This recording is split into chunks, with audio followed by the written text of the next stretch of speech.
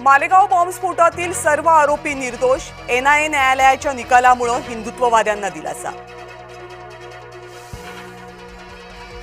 बॉम्बस्फोटातील मृतांच्या वारसाला 2 लाख सानुग्रह अनुदान तर जखमींना 50,000चं सानुग्रह अनुदान द्या, एनआयए न्यायालयाचे सरकारला निर्देश। हिंदू दहशतवाद अस्तित्वात नाही, मुख्यमंत्री देवेंद्र फडणवीस यांचं वक्तव्य। विधान भवनामध्ये रमी खेळणं कृषी मंत्र्यांना भोवणार, कोकाटेंचं मंत्रिपद कायम, खातं मात्र बदलणार, सूत्रांची माहिती। पुनर्वसनासाठी धनंजय मुंडेंचे प्रयत्न, 24 तासात दुसऱ्यांदा मुंडे मुख्यमंत्र्यांच्या भेटीला।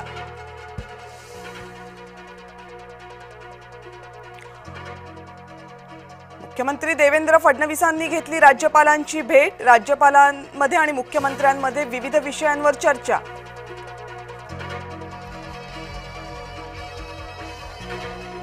उपमुख्यमंत्री एकनाथ शिंदे दिल्ली दौऱ्यावर, अमित शहांची भेट घेणार असल्याची माहिती।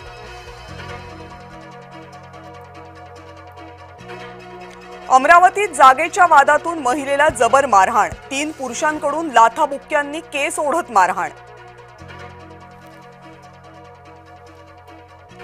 नांदेडमध्ये मुलीला जबरदस्तीने दुचाकीवर उचलून नेलं, व्हिडिओ व्हायरल, आरोपी अटकेत, दोघांमध्ये वाद झाल्यानं तरुणीला उचलून नेल्याची माहिती।